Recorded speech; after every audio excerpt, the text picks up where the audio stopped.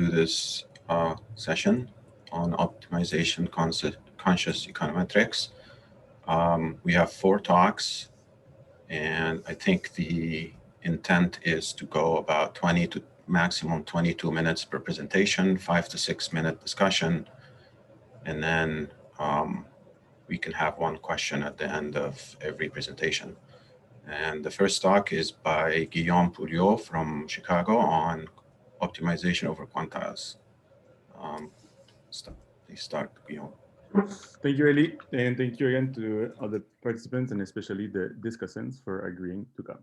So I want to talk about IVQR, or multivariate endogenous variable. To be in line with the theme of the session and differentiate from yesterday's talk, I'll focus a lot on the optimization concerns. So quantile regression motivates itself. We're interested when we do OLS in the conditional expectation, but the full conditional distribution is often of interest. The impacts on different tails of the distribution might be different. So we're interested in quantile regression, but we're in the business of economics, of public policy. So we're interested in causal effects. For us, it often means relying on exogenous variation via instrumental variables, IV, and accommodating IV with quantile regression is something that has been well studied. There's a full sub-literature on that. Today, we're going to be relying heavily on contributions in a series of papers by Chernouzkov and Hansen. The state of the literature is pretty clear. The state of the methodology, I'm sorry. For univariate endogenous variable, the methodology is mature. You have fast, reliable computations and robust inference. I'll point out there is no regression rank score inference, which I'll also emphasize is very important, but the extension in the univariate endogenous case is almost trivial. The multivariate endogenous variable case methodologically is much less developed. So here the fact that the optimization is over a non-smooth, non-convex, in fact, multimodal surface is much more problematic. Extension of the regression rank score inference is not trivial, and weak identification robust, and now subvector inference, because we're dealing with multivariate endogenous variable and 1 confidence intervals, is computationally expensive and can be quite conservative. So we want to talk about these things, address these issues to develop methodology that's sort of going to be able to distribute and be useful. Formally, what's the model we live in that we study? So we have this outcome variable y. We model it with Q, a quantile regression function. So what's that? Think of it as a parametrized inverse CDF. It's parameterized in D, the treatment effect, and X, the exogenous variable. You feed it a uniform 0, 1. Think of that as your individual level of skill. You feed a uniform 0, 1 in an inverse CDF. It generates the outcome variable with the appropriate distribution. We're going to be looking at linear quantile regression function. And then the idea is we want to accommodate instruments. So here I'll refer you to Chernouzkov and Hansen for the interpretable probabilistic assumptions that define instruments in this setup. But for people who kind of are in this literature already, the key is this rank similarity assumption that conditional on the instrument, the distribution of your level of skill doesn't change. So you don't opt in a treatment assignment, thus creating endogeneity. The point is that this model, so that's the Chernouzkov-Hansen Econometrics 2005, generates the orthogonality conditions that you knew you wanted. So the sign of the error is orthogonal to X, the sign of the error is orthogonal to Z. I'll collect right now that these have sample analogs, and I'll also collect a piece of notation that's going to be very important for us, the little a. So a is the sign of the fitted residual. Okay, so I have these moments. They're implied by the model. They're in turn sufficient for point identification. So these are my optimality conditions, and they have these sample analogs. So I could just go ahead and find the parameters that set them to 0 and run GMM. That would require searching over the regression coefficient for the x's, the exogenous coefficient, which seems like too expensive. So there comes the follow-up paper, so Chernouzkov-Hansen 2006, and there they build on the idea that, well, my instruments should only influence the outcome through endogenous variable, and thus have no influence if the endogenous variable is properly controlled for. Formally, what is this saying? have my outcome variable. If I control for, so if I take out the right amount of variation in the endogenous variable, so d beta d for the true value of beta d. Remember, we live in a well-specified world. And I look at the quantile regression function of this on x and z. Well, since z only influences the outcome through d, and I took out all the d variation from the outcome, it should have a regression coefficient of 0, kind of tautological. But this is operationalizable. It has a methodological implication. We can look for the beta d, which in a simple analog of the quantile regression gives the beta hat z that is as small as possible.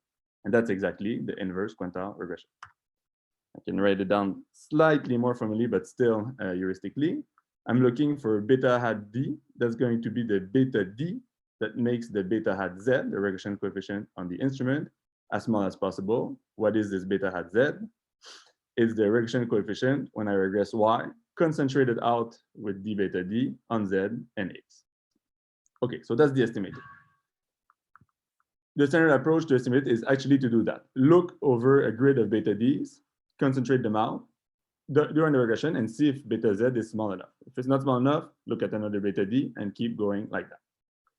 For the univariate case, it's a line search, and you can even phrase it as a parametric programming problem, linear programming problem. So that's not too expensive. For beta d in 2, 3, 4 dimension, it quickly gets quite slow and imprecise, especially for small and medium n when the surface is ugly. So what we want to do instead is trade off these non-convexities for binary decision. So we want to treat the problem as an enumeration problem. Specifically, we want to find a mixed integer linear programming formulation because these tend to solve quite fast. The main point of this is that we're kind of brute forcing the problem. We're going to transform it into an enumeration problem. But when you're done enumerating, you're done. You have the global optimal, and you provide the user with a global optimality guarantee. There's no worry of under the hood, did I try enough starting points or anything like that. So that's really the big selling point and the main motivation. We could have done this decades ago. The point is that why this kind of literature of finding integer programming formulation has been relaunched is if you go to the sort of paper that really started this literature again, the Bertsimas et al. Best subset selection paper, they have even, in fact, in the abstract, that these problems solve 450 billion times faster than 25 years ago. This doesn't mean we're doing big data. It means we moved from n equals 50 to n equals 500, maybe 5,000. So I need a polyhedral formulation for the inner problem. That's what it means to make this into a linear program, given a L1 norm on the objective. So loosely speaking, I want to optimize over quantile regression coefficients. Well, I know how to do that.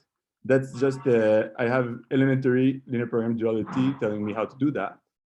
How do I define the solution of a linear program? Well, it needs to satisfy primal feasibility, dual feasibility, and then I need to close the duality gap. So the primal and dual objective have to be equal, or equivalently, I can require complementary slackness. Primal feasibility is just the regression function. Dual feasibility, well, I know these equations. These are the orthogonality conditions that I saw before defining the GMM estimator. That's not surprising. Maintaining dual feasibility is tantamount to maintaining primal optimality.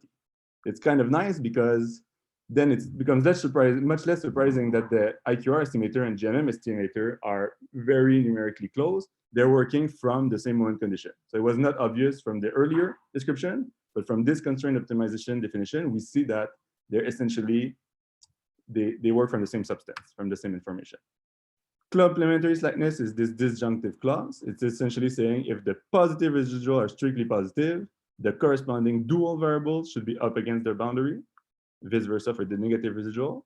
This is a disjunctive clause. It's very easy to rewrite it as a set of linear inequalities. And in the paper, we show this, but it's very straightforward. The point is that this is where the binary variables come in. So we can take out the colors.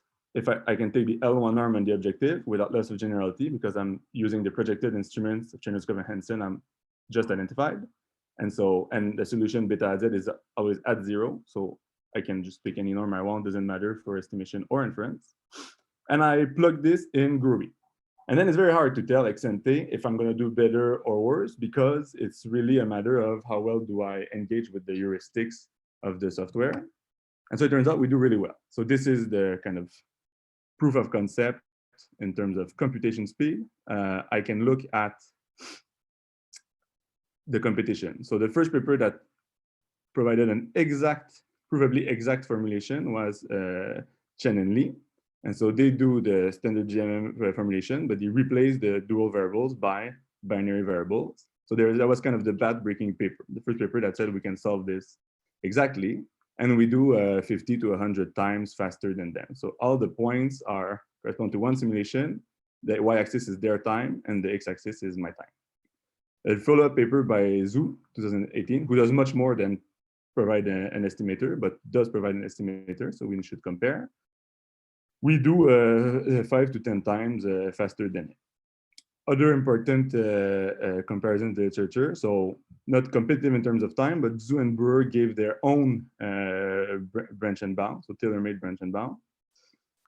And then there's this interesting thing where at some point my program is going to become too slow because n is too big.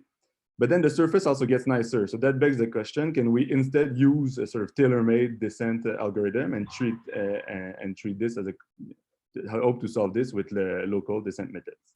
That's exactly what Kaido and Woodridge do. And they provide a valid bootstrap along with their estimator. So that's sort of solved the problem. This is kind of the elegant but easy part of finding the formulation using this elementary duality result. But then the sort of hard work begins. So you have to go into tuning. You have to ask, can I get a stronger formulation using valid inequalities? How can I think about warm start? So in this case, warm start doesn't work quite well. Tuning, hard to get improvements.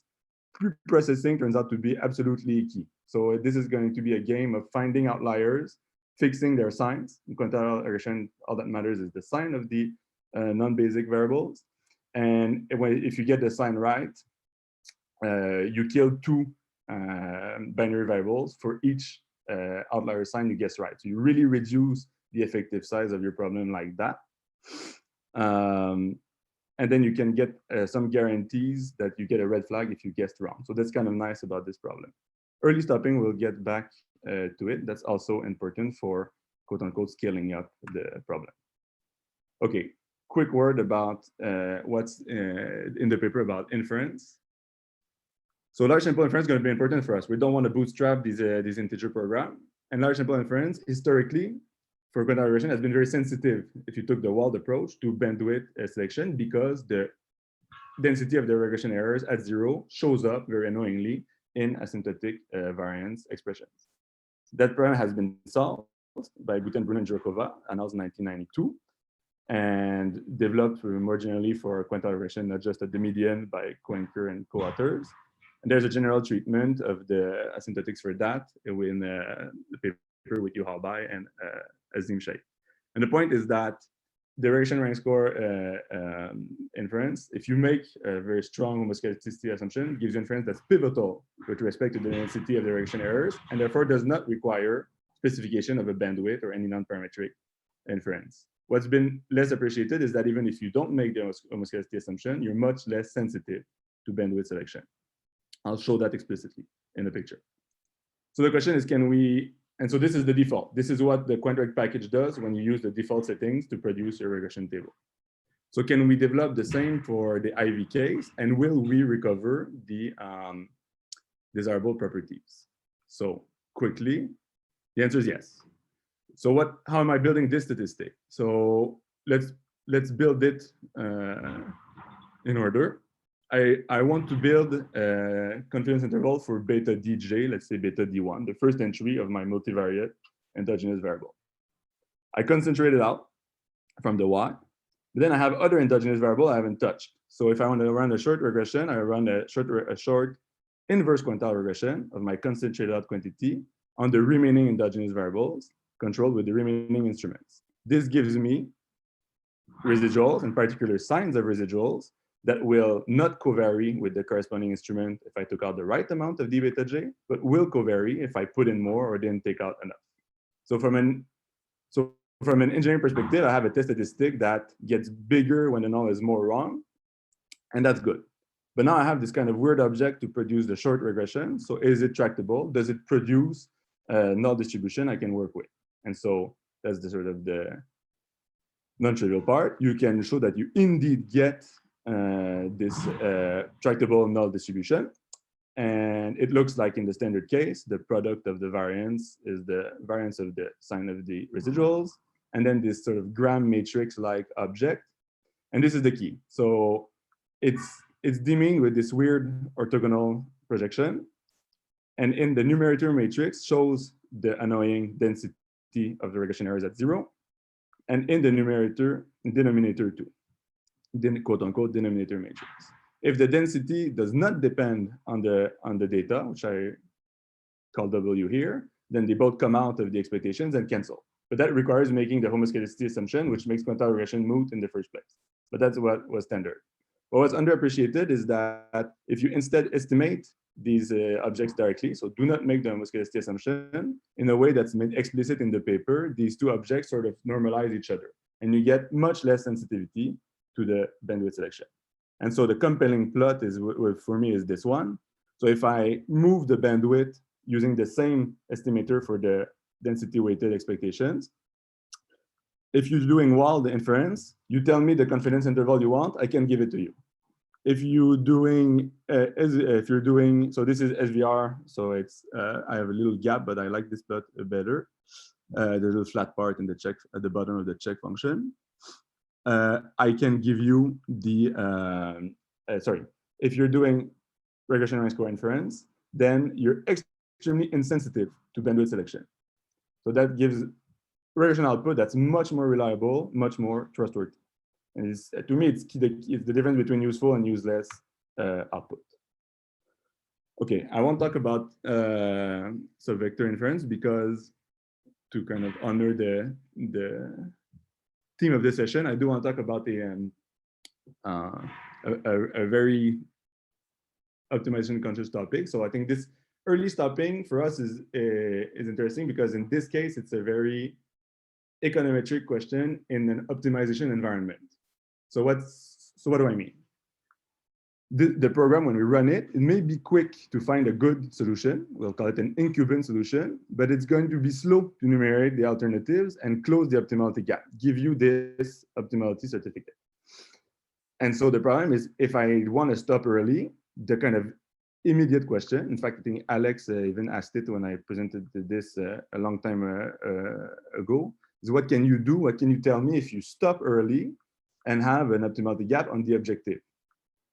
Well, this is kind of what differentiates us as econometricians from the typical OR or even machine learning people. Our interest is not in the value of the objective. So when we finish and the program gives us a bound on the objective, so on the value of beta hat Z, which is what we're trying to minimize, remember?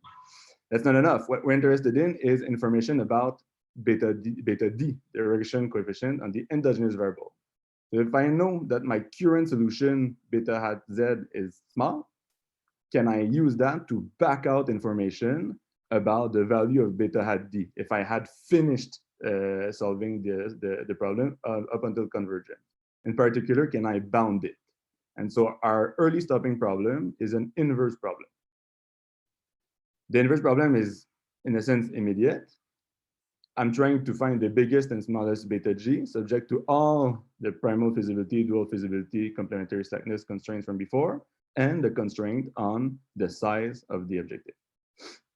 But this is essentially the problem I was already solving and which was not terminating. So I don't want to solve this as a mixed integer linear program. Can I use the information I have to tighten the big M constraint? So that's a very standard question in operation research. And if I maybe even tighten them so much that I'll be satisfied with solving the linear relaxation of this problem, which is simply a linear program. So what we want is a bound on the errors. We could, first order question, why don't I just use the incumbent errors and use that as a bound? Well, the real question, well, I don't know how much bigger they're gonna get when I'm essentially gonna impose that beta hat Z has to be equal to 0. So what I want to ballpark is how they scale with with the norm of beta hat Z. I just want an order of magnitude, but it needs to depend on the scale of the objective. So let's try a back of the envelope approach. Here, I'm not claiming this is the final way of doing this. I really want to illustrate that this is an optimization question with an econometric answer. What am I interested in? I'm interested in the concentrated regression of y minus d beta d on x and z. So this is sort of R notation.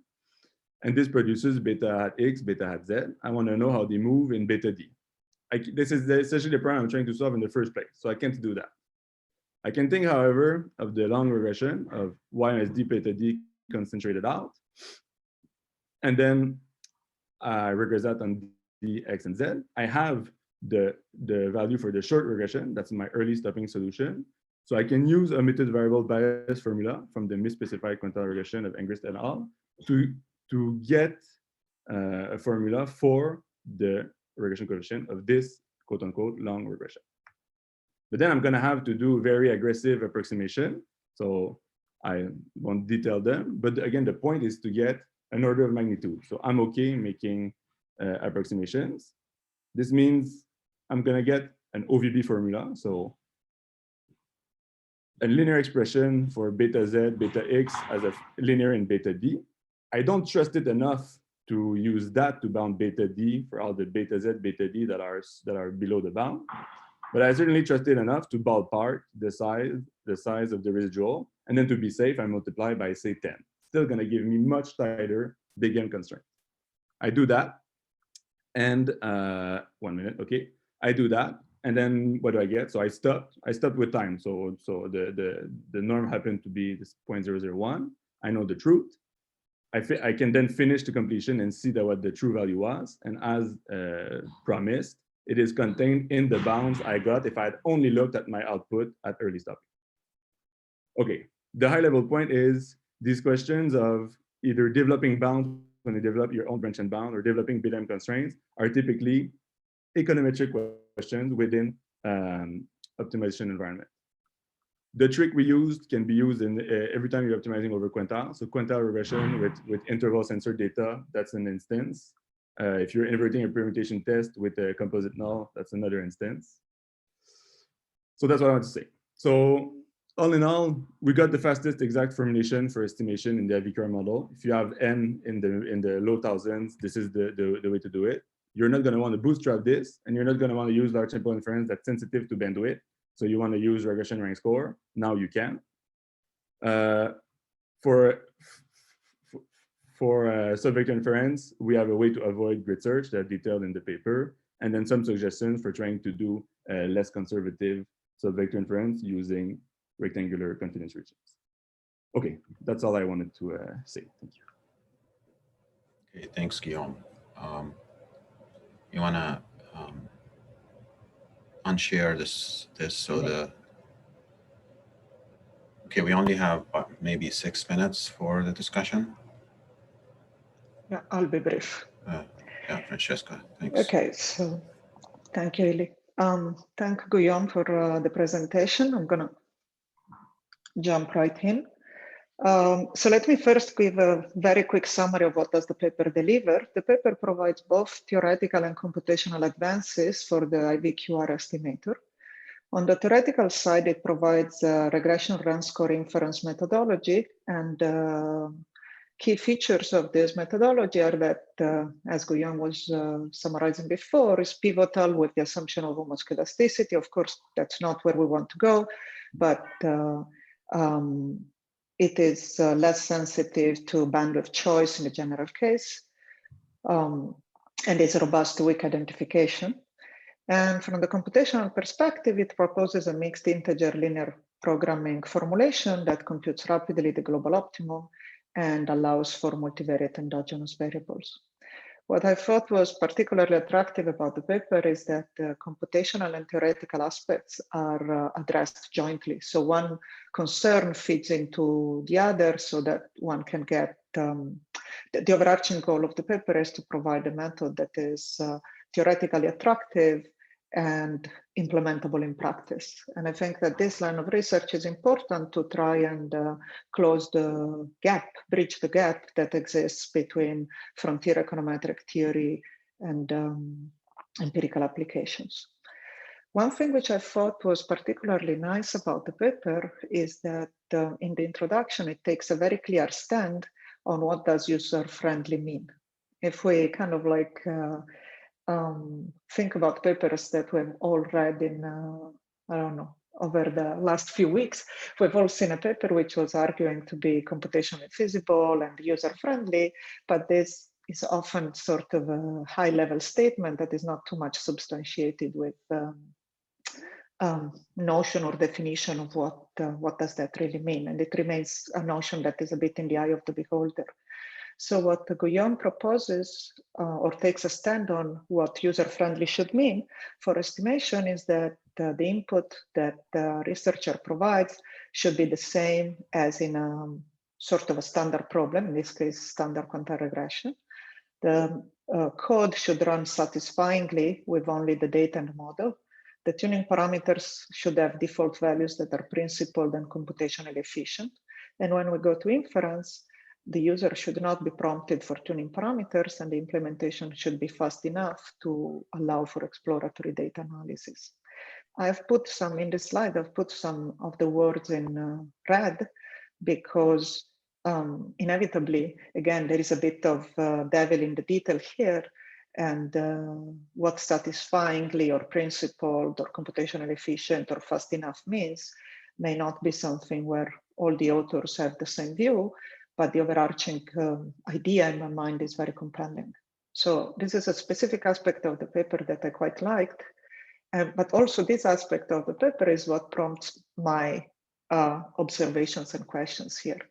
So the first point is that while I absolutely agree that the mixed integer linear programming has been very much studied in the computer science and operation research literature, and where there have been very major improvements over the last 25 years, it remains to be a method that requires some high-level black box optimization routine. And so then when we go to work with these black box optimization routines, sometimes there is a need to do some tuning. And so one question is, what is the extent of that tuning that takes place here in practice? And then the immediate question that follows that is, does this tuning abide your tenets for user-friendly? And I have the same question about the pre-processing that you discuss in the paper. I should put a disclaimer here that I did not have time to try the code directly myself. So perhaps if I had downloaded Guillaume's code and tried it, I would know the answer to all these questions. But I think but I do think that these are questions that would be good to have an answer to. And one other example is that there is an input to the procedure, which are these bounds mi on some of the program's variables, on the slackness variables. And so here a question is, in what ways are the default choices, which are discussed in the paper, section 4, if I remember correctly, in which ways are these default choices principled, and how computationally efficient is the proposed choice? And so in terms of some suggestions, I think it might pay to explicitly address all the tuning pre-processing through the lenses of your introductory stand on those, on what does user-friendly mean. Because I think that that's really an important part of the paper, and it would be nice to see it carried through in a very systematic fashion. I don't think there is a well-established consensus on this, and so an explicit discussion can help start establishing a consensus. It also would be nice to see in the simulations and analysis of how the tuning and pre-processing may or may not affect the results. And thanks, Hilly, this is my last slide.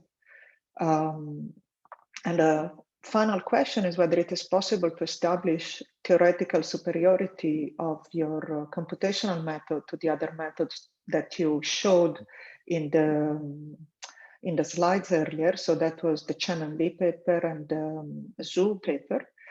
Or alternatively, sometimes it's not possible to just have a uniform superiority over another method. In that case, it would be nice to see simulations of some DGP where the other methods work better. So it's either, can you either show that or give a counterexample as a practical matter. Very nice paper, thank you. Thank you Okay, very thanks, much. Francesca. I think to keep the things moving, let's leave questions to the end if we have any time left. So the next paper is the Proximal Bootstrap by Jesse Lee. Jesse, please feel free to start.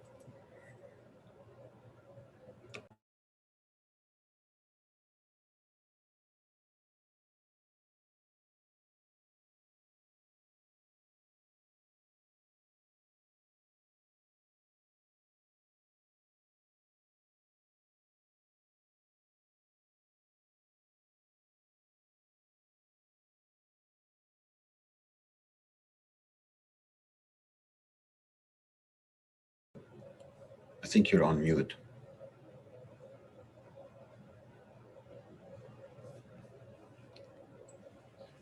Okay.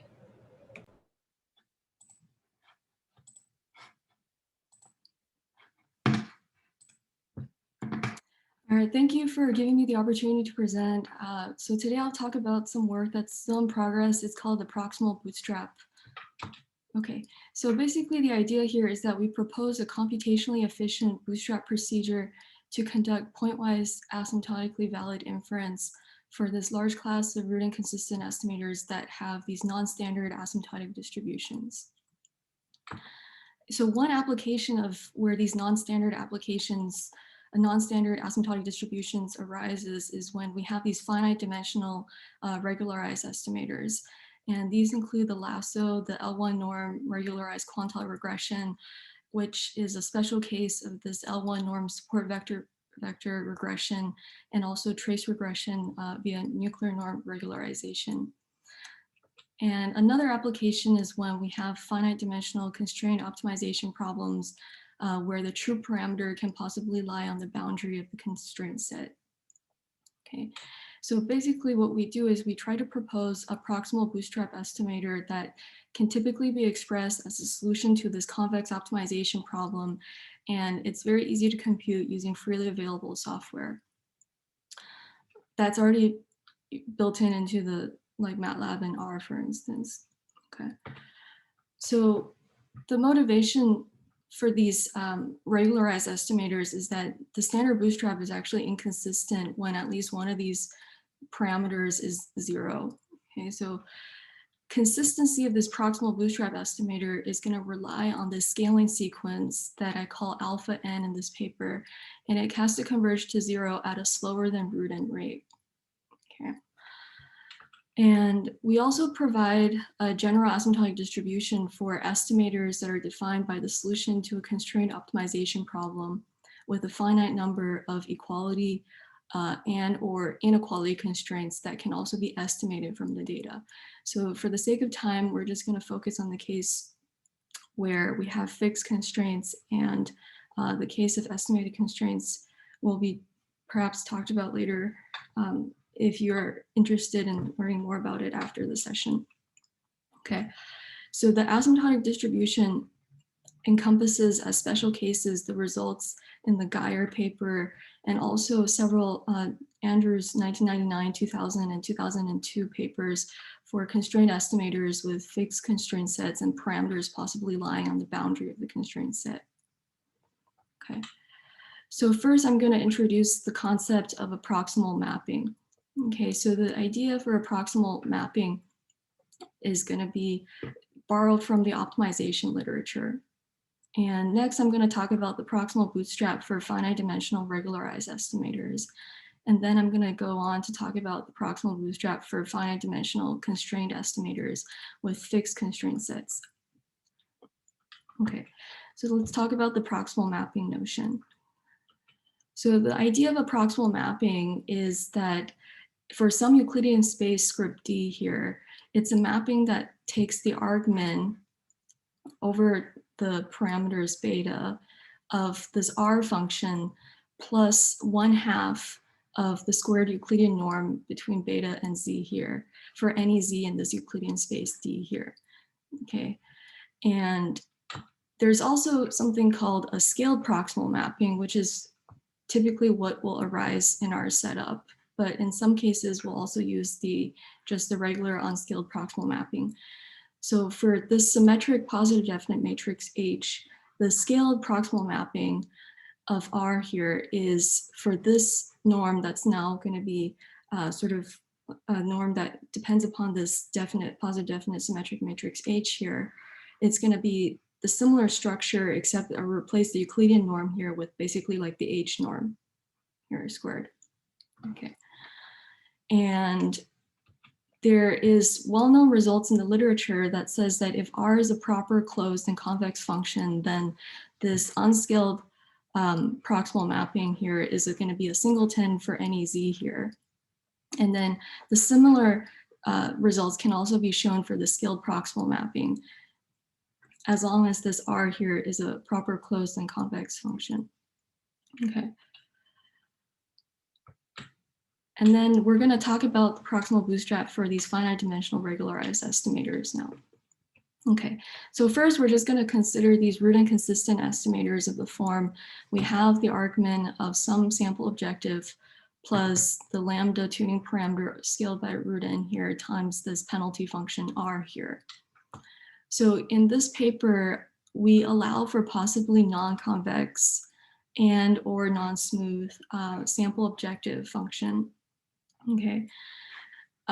And here, this R beta here is non-random, typically. Like, for example, R beta could be the L1 norm of beta in the lasso example, and many examples like L1 norm support vector regression as well. And it's typically convex, but non-smooth. Okay, so here we're going to make the assumption that this lambda over root n is going to go to 0 in order for our beta hat n to be consistent for beta naught, which is going to be the argument of the population objective Q of beta here.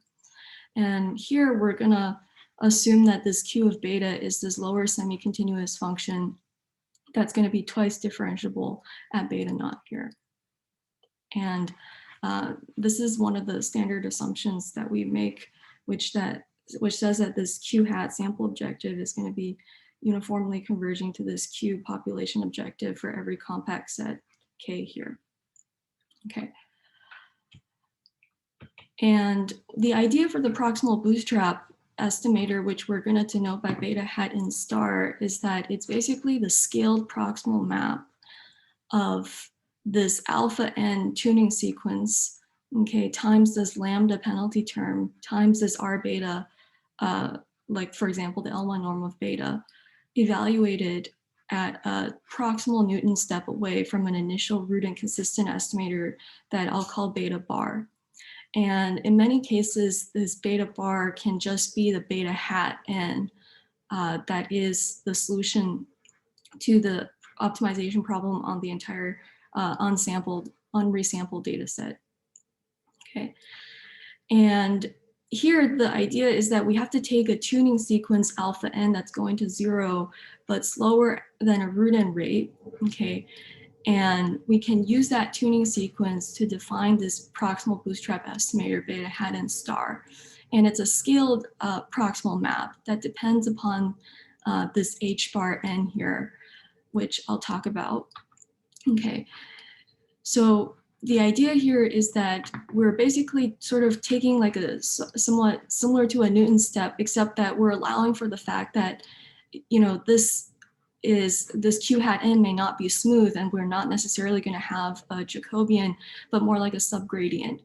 Okay, so basically what this L hat n here is doing is it's consistently estimating the population first derivative at beta naught here. Okay. And this L hat n star is going to be a bootstrap analog of this L hat n here. Okay. And what this H bar n is a consistent symmetric positive definite estimate of the population Hessian H naught. Okay. And so this alpha n over root n going to infinity, what is the reason for that is that it basically needs to remove the influence, like the effect of the asymptotic distribution of this beta bar n on that of beta hat n star. Okay.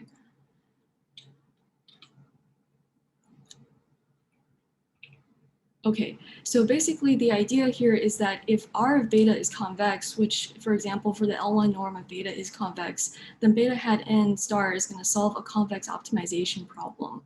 And that's just using what the definition of the scaled proximal map is. And this is just a couple of lines to show that, you know, this is the problem that we're solving, and it's very easy to compute when R of beta is convex. Okay. And furthermore, in some cases where we have that the consistent estimate of the Hessian, this H bar here, is basically proportional to this orthonormal design, right? After you scale by some constant C, it's effectively orthonormal design, for instance, then we can reduce down the beta hat and star to an unscaled proximal map, which does often have a closed form solution. Okay, and this is just a couple of 2 lines here to show that it does reduce down if we replace the Hessian by this particular formulation right here. Okay. And there's also some relationships with the K-step bootstrap, but I think I'll defer that for questions at the end if people are interested. Okay.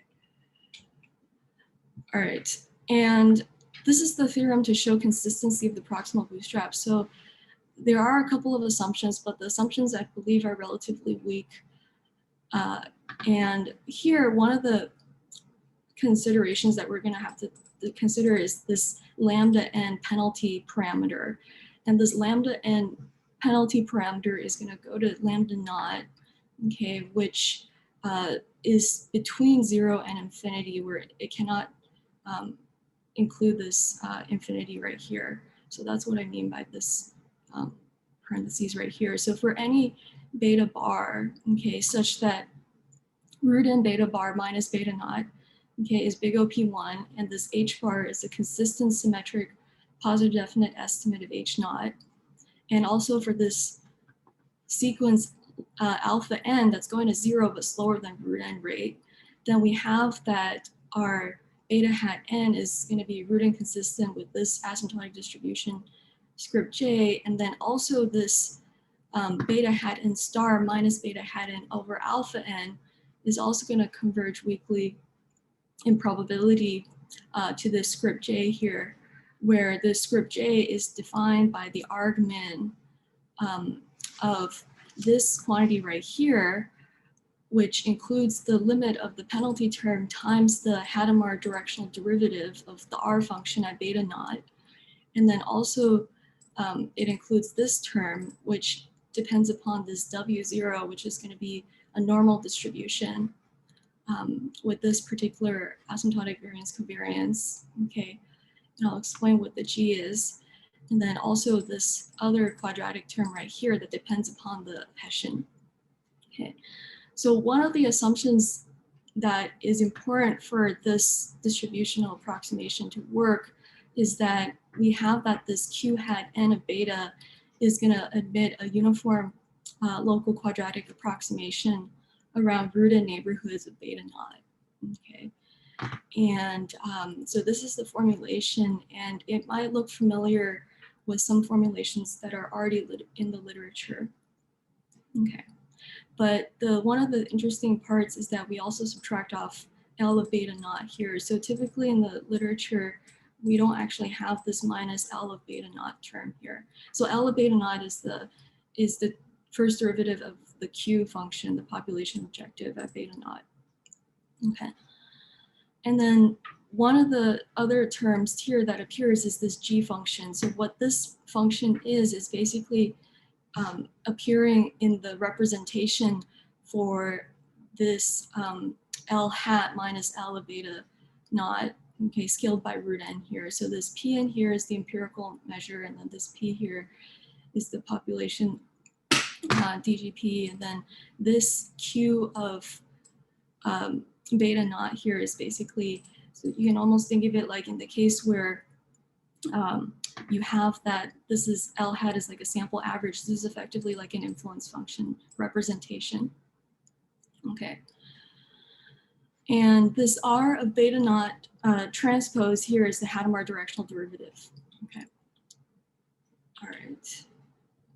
So what are some examples? So the example that we might first consider is the finite dimensional lasso. So the lasso is relatively easy because this Q hat is already smooth and differentiable. And this is the expression for the Hadamard directional derivative, okay, at beta naught. And then this is what you would do for the proximal bootstrap estimator beta hat in star.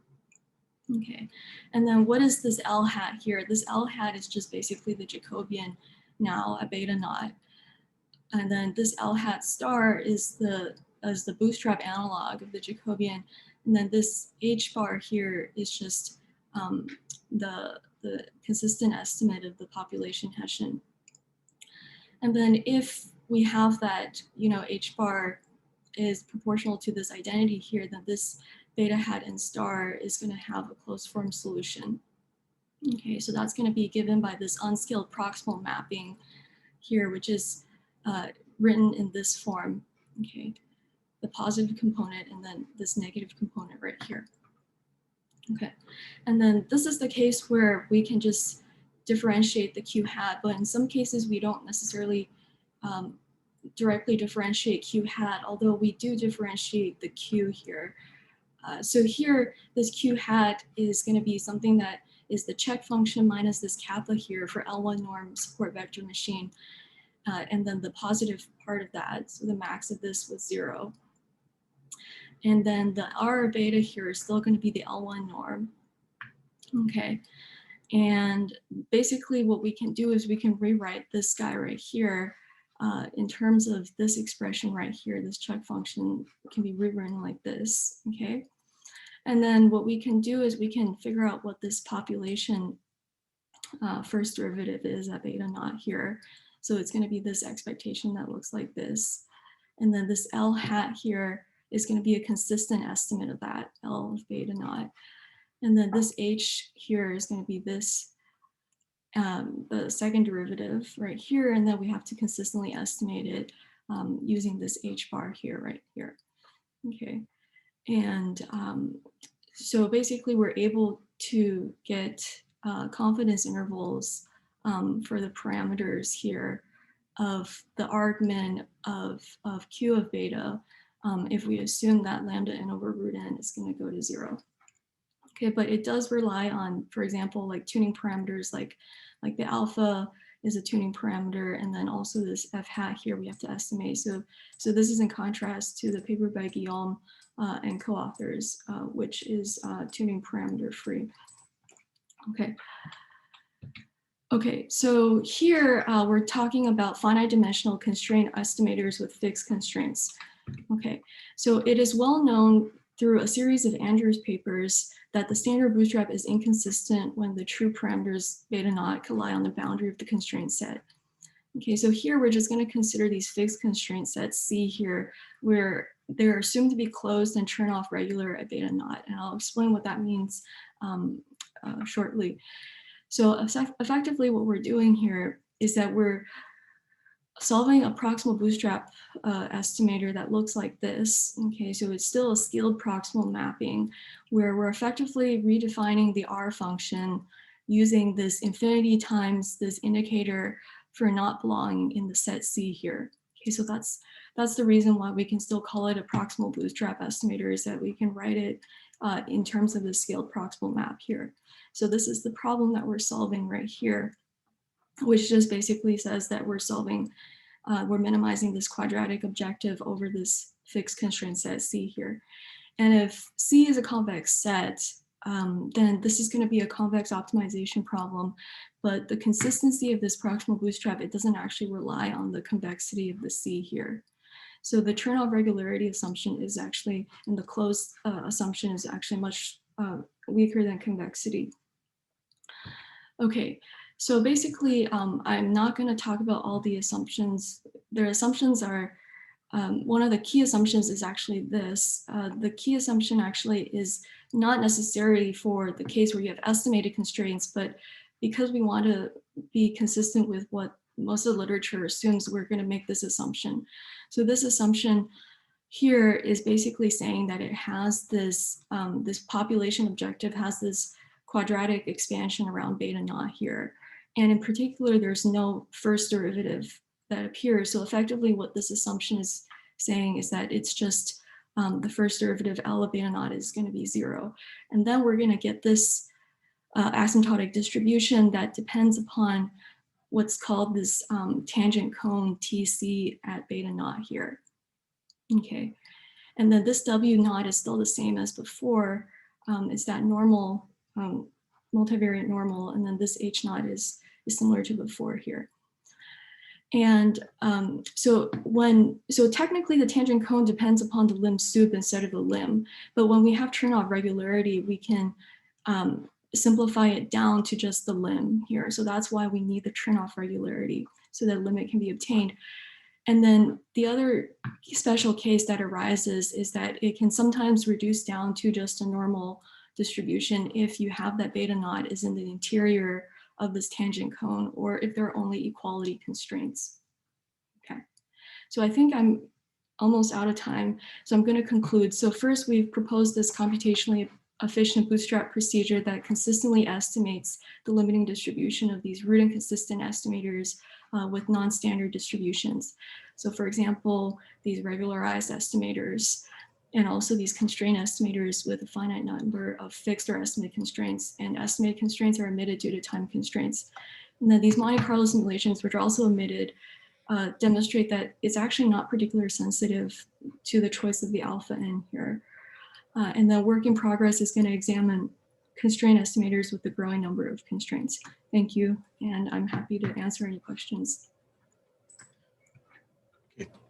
Thanks, Jesse. Very nice paper. I think it's Alex who's up next. You have maybe 7 or 8 minutes, Alex.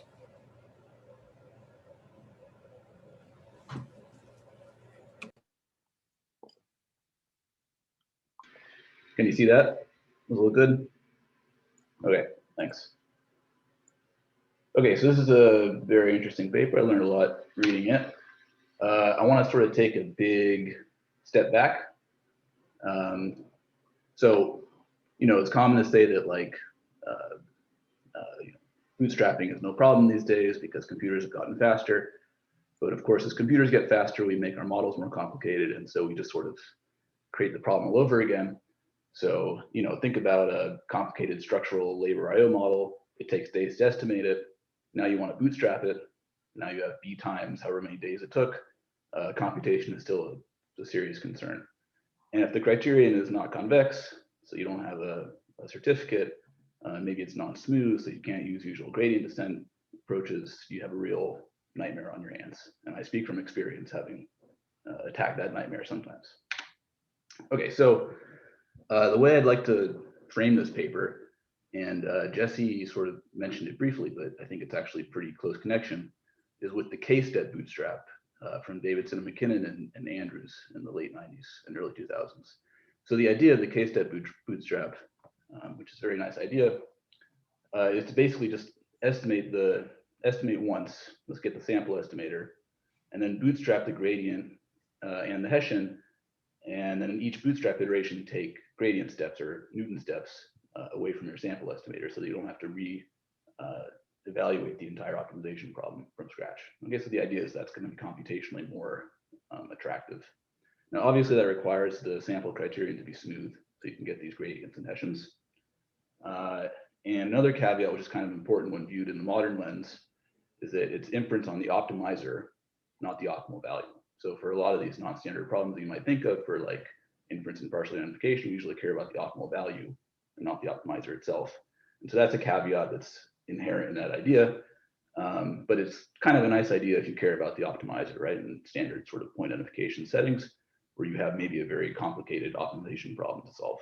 Okay, so this paper I would see as basically like an analog for the K-step bootstrap with one step, so K equal 1, for the non-smooth case. Okay, so let me sort of, again, take a step back and try and motivate sort of what's going on here and where the proximal mapping comes from. So think about gradient descent, which I'm sure you've seen before. We want to minimize a smooth function Q hat, think of it as the criterion. It's an unconstrained problem, strictly convex. And what we're going to do is we're going to take a second order approximation to the criterion. Okay, so here's a second order approximation in step 2. It's a quadratic function, so we can solve it analytically. And when we solve it analytically, we get a gradient step, which is this beta 1 down here in the bottom. Okay, so we're just going to take our initial point beta 0 and then take a step downhill. Now I've suppressed Hessian information here, so it's just a 1 over 2 alpha. But you can add in the Hessian information and it extends to what you call Newton's method. Jesse's paper allows for that. That's the difference between the scaled and the unscaled proximal mapping. I'm just going to suppress that to keep things as simple as possible. Okay, so in a standard gradient descent, you'd iterate on this, choosing the step size until you get convergence. Okay, so what is proximal gradient descent? This is sort of one way of motivating the proximal mapping. So let's think about the idea. It's very standard and it's used all over the place in like Lasso, for example. So the idea is that you have a Q hat, which is nice, again, but now you're adding on some penalty, which is convex, but it's not smooth. So think of it as like the L1 norm penalty in Lasso, okay? And you still want to know, the minimizer, so the argument of this combined optimization problem, which are the betas, the coefficients. Okay, so you're going to exploit the fact that this criterion function has a separable property where there's a nice part, the Q hat, and then a not nice, non-smooth part, the R part in red. Okay, so the idea of proximal gradient descent, and I'll show you how that gives rise to the proximal mapping in just a minute, is to continue to replace the nice part by a second order approximation and then solve the resulting problem. Now you still have the R in the resulting problem, but whether or not that optimization problem is easier to solve or not depends on what R looks like. And it turns out that in Lasso, for example, you can get a closed form solution when you replace Q by a second order approximation and plug in the L1 penalty. And that's called ISTA in the Lasso literature. This paper by Beck and Tabuli, which proposed it, has something like 10,000 citations. Okay, so it's widely used among people who use this stuff in machine learning. Okay, so here's how that works. Second line is the second order approximation, right? The R is still hanging around there, so the R is the annoying part. The third line, we're just going to play around with the constants for the first term, right? The constant Q hat beta 0 doesn't depend on beta, so we can just play around with that. And we're going to basically change it so that we can complete the square in the third line. And when you do that, what you get is what's called the proximal mapping. So it's basically, you're going to take beta and then try and stay close to the gradient update for Q hat, which is the usual thing that you'd have before, but you still have this R to contend with. Okay, and so you're going to try and minimize something that weights how far you're going away from the gradient step to the good part, plus the criterion for the non-smooth part. Okay, so that's the proximal mapping, and then in some cases that's going to have a nice, it's going to be an easy problem to solve. In other cases it's not, depends on what R looks like. Okay, but that's sort of the idea here. And now you can see sort of the connection with gradient descent, right? So the prox operation here is basically the non-smooth analog of the statement, let's take a step downhill in a gradient sense. Okay, we're doing the same thing. We're just replacing the smooth part with the second order approximation. Okay, so that's the idea. And then, what's Jessie doing here? She's basically taking that extension of the idea of a gradient step in a non-smooth case and using that to construct a k-step bootstrap. Okay, so here's what it looks like. Okay, so I had way too many slides. So let me just say quickly, why might this work? Well, you're choosing this tuning parameter to basically weight off the smooth and non-smooth part. So if you choose it wisely, or non-smooth, I guess she allows Q hat to be non-smooth, but it's basically like the part that the bootstrap works for and the part that the bootstrap doesn't work for. It's not exactly the same as non-smooth, as we know from the empirical process literature. Okay, but so why might this work? So the alpha, which is the step size, is basically weighting off the good part and the bad part. And so if you play around with the alpha, you could imagine that you might be able to smooth out the problem in the sense that the good part, the part where the bootstrap will work, is going to dominate. And so I think that's basically intuition as to what's going on here. Now, theoretically, why does it work? I don't know. I mean, the conditions are really abstract and difficult for me to get my head around. What does that say? 1 minute? Okay. That's not a criticism of Jesse's paper. It's a criticism of everything in this non-standard inference literature. It just, sometimes you look at the conditions and you're like, I don't know if that works or not. And so what I like to see in this literature is like, get a DGP that looks like something I see in the data and then let's see if things work. And you know, it's interesting when you look at the Monte Carlos that are in the paper, which she didn't have time to show, but they're interesting to look at. You know, we know that the bootstrap doesn't work in these problems, right? Except that actually, when you look at the simulations, it does work. Okay, which suggests that the theory is not capturing something, at least in, or you know, the design is something's wrong with how the theory is lining up with the design. So, like in the lasso simulations, works just fine. You get 95% coverage. As she notes, that's consistent with other papers that have studied bootstrap and lasso. They find it works just fine too, even though theoretically it doesn't work. And in the parameter on boundary simulations that she shows, it also seems to work. So what is it suggesting? I think it suggests that, you know, when you're working in this non-standard inference literature, you need to think about the converse. We know that if you have sufficient conditions for something to work, we're comfortable saying that's not good enough to show that it actually works in practice when you do Monte Carlos to show that.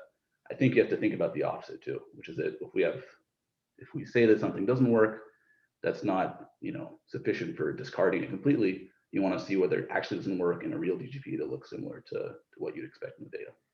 Okay, so too many slides, but I'll stop there. So interesting paper, and I think it could be very useful for as something in the toolkit. Thanks, Alex. Again, unfortunately, with being out of time, we're going to skip questions till the very end. So next paper, Elena, GAN approach. Please start whenever you're ready.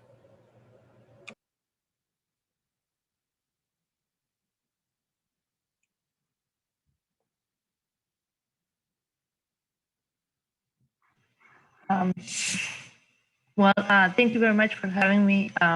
Thank you to the organizers and the discussants for agreeing, and particularly Shahom. So this paper is an adversarial approach for structure estimation. It's a joint work with Tetsuya Kaji and Guillaume, both at the University of Chicago. So let me keep my phone inside.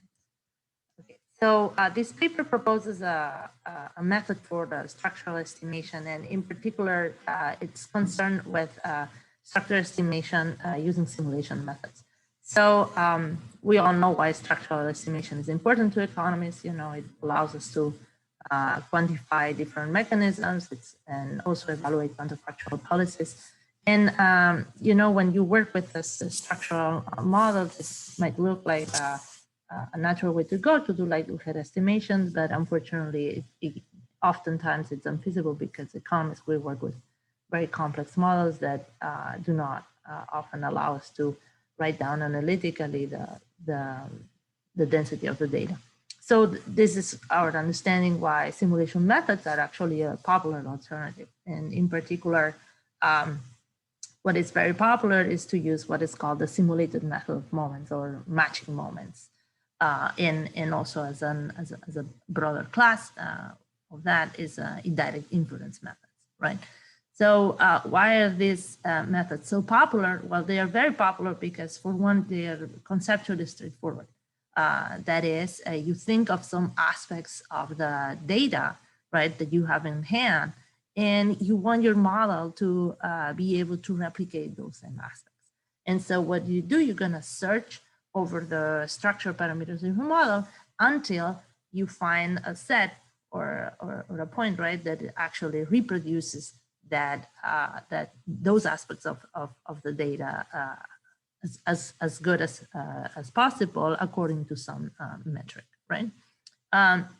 The other reason why they are so popular in my view is that it allows the researcher to really control what is it that your model is going to reproduce, and you can use the aspects of the data that you feel more confident about when doing so, right?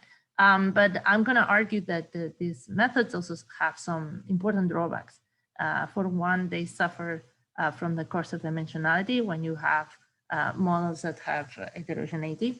So you know you might think that you know what aspects of the model what aspects of the data you want to match, but then you want to do it conditionally because that is going to provide you it's going to provide you with more power in your estimates. But once you start doing that, then the number or the list of moments that you need to match is start to grow exponentially. And we have a lot of experience.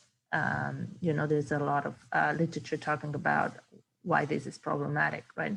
At the same time, I want to argue that sometimes it's just not obvious what moments to match. You know, if I want to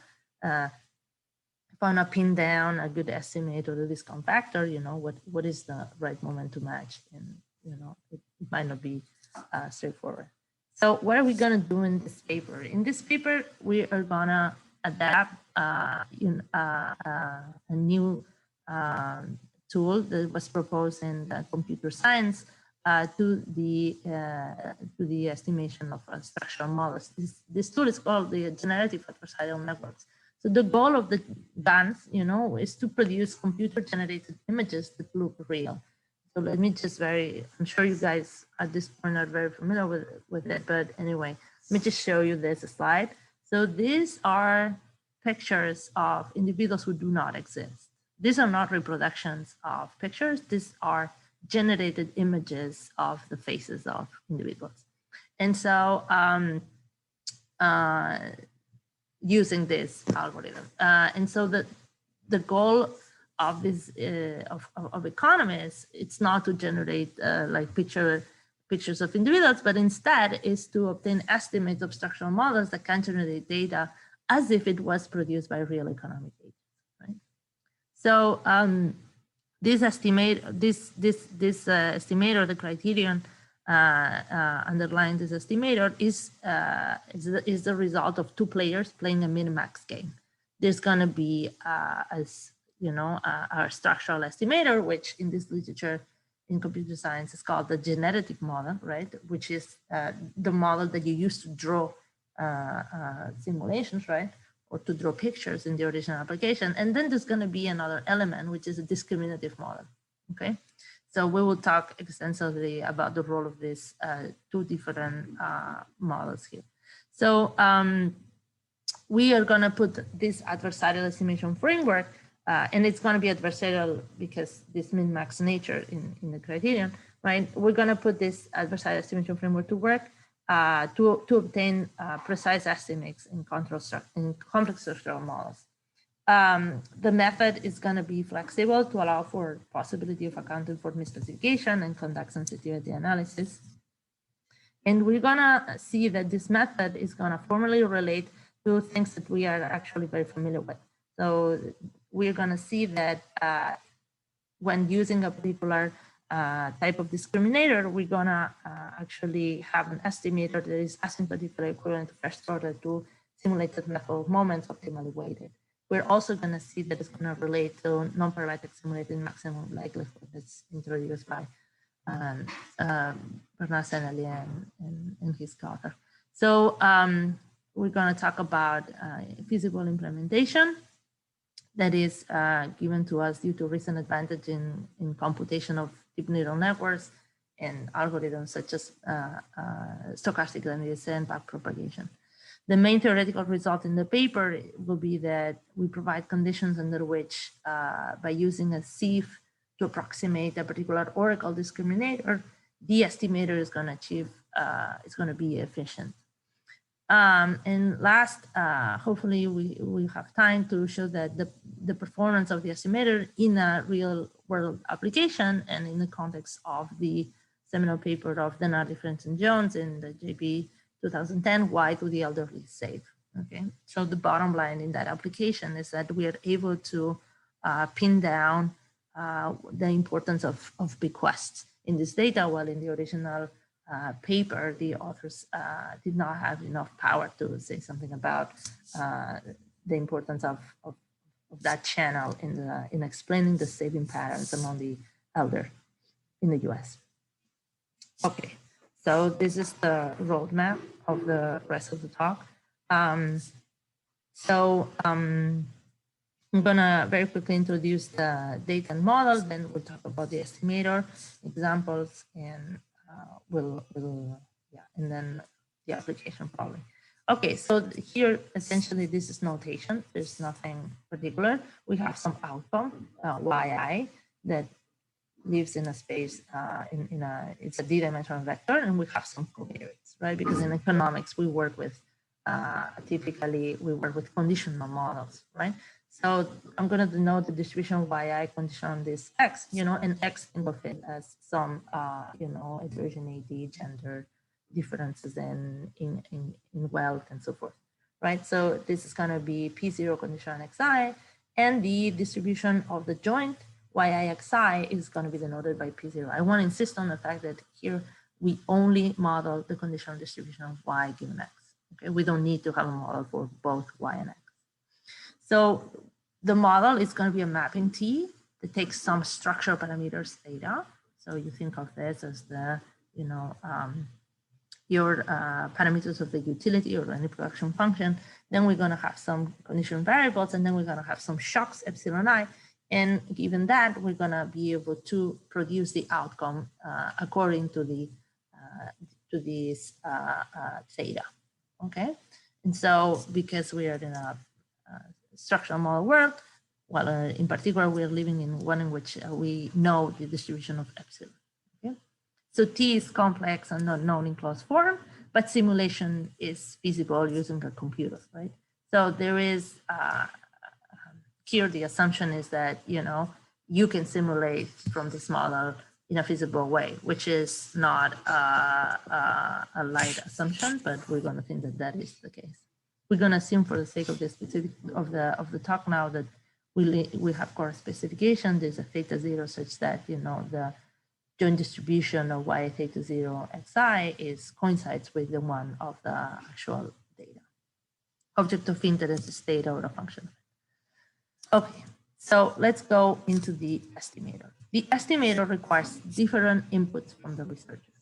So the first one is a generative model, and we already have that because that is the structural model, right? This is the model from which you're gonna draw simulations according to a choice of your structural parameters. The second thing that we need, and this is shared with other simulated methods, is what aspects of the data you wanna focus on for estimation. Okay, so this capital Xi is going to be a function, a transformation of your original data yixi. So in particular, this could also be the identity. And Xi super theta is going to be the corresponding mapping, but just using the simulated data according to choice theta. Okay. And lastly, we need this third element, which is a discriminative model, which is a novelty in this framework. Okay, so what is a discriminative model? A discriminative model is going to be a binary choice model, right? This is how we call it in economics, right? That is going to predict, right, given a certain value of x, of the elements of the data that you want to focus estimation on, right?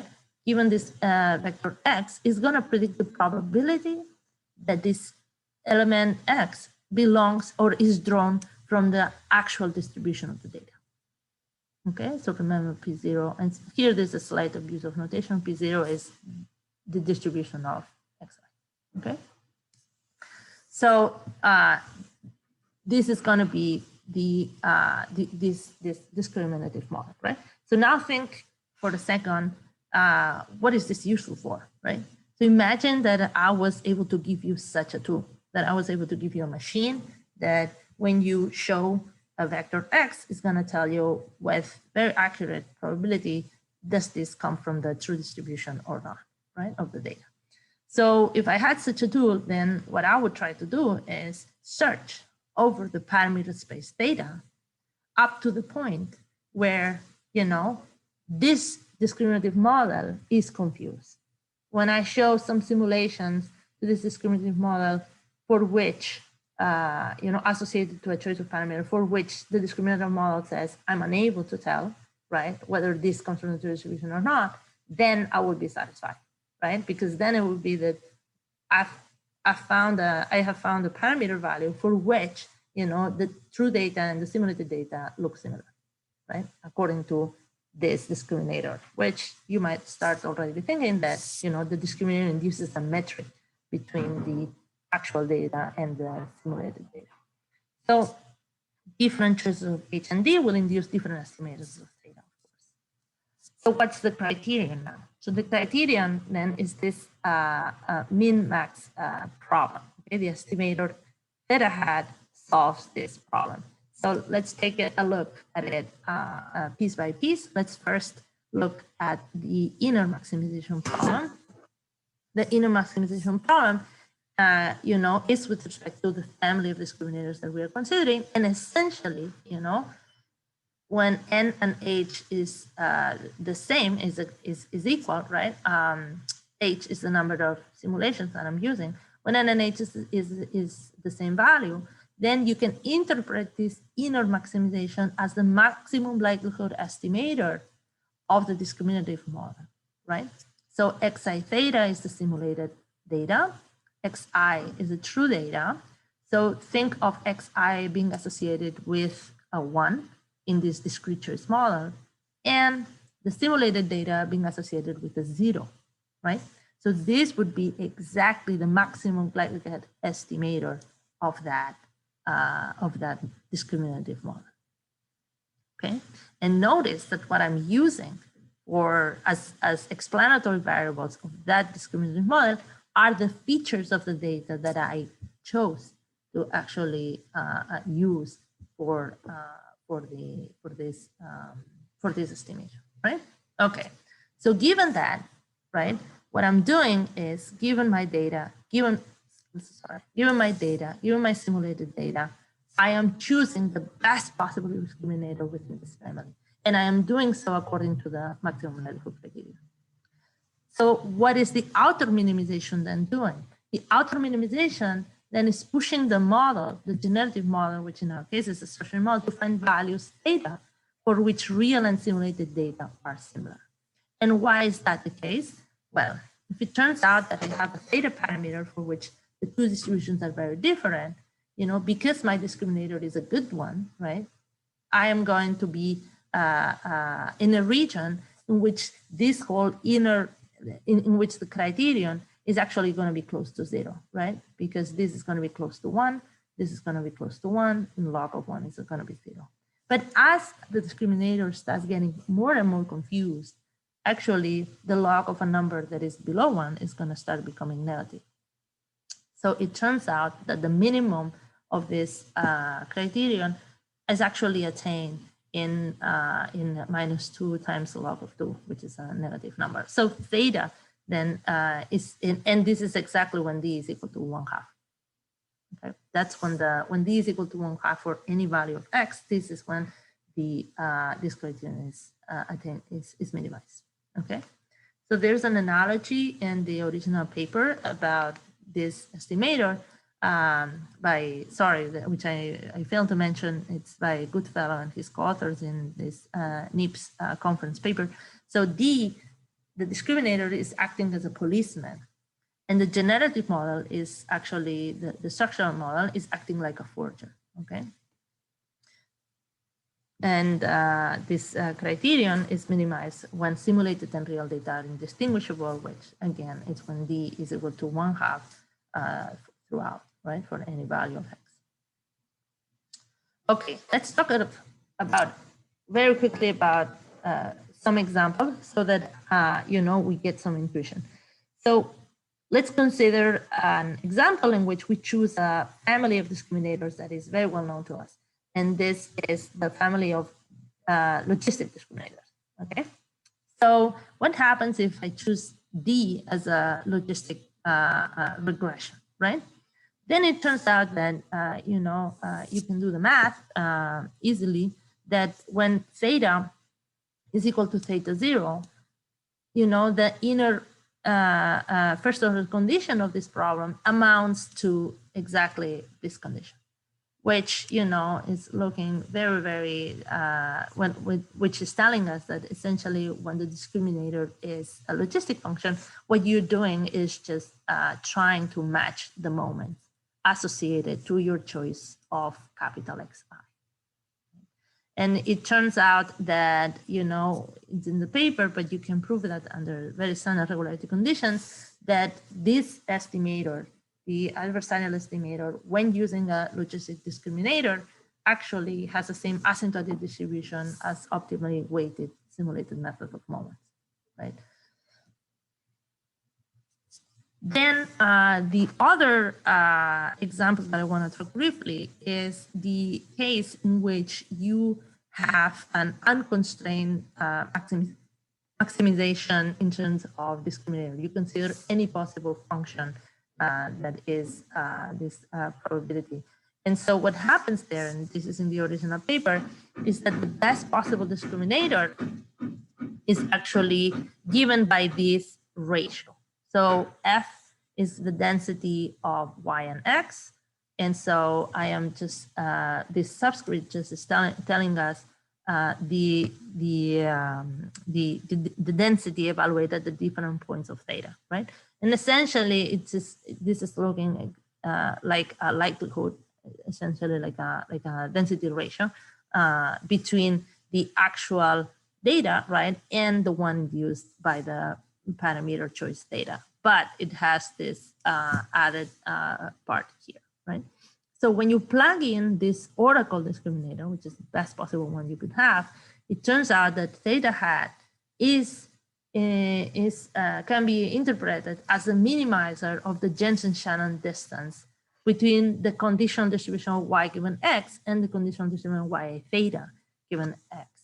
So why is the conditional one? Well, because by virtue of the properties of the density, then this ratio would coincide also with the one of the conditional distribution.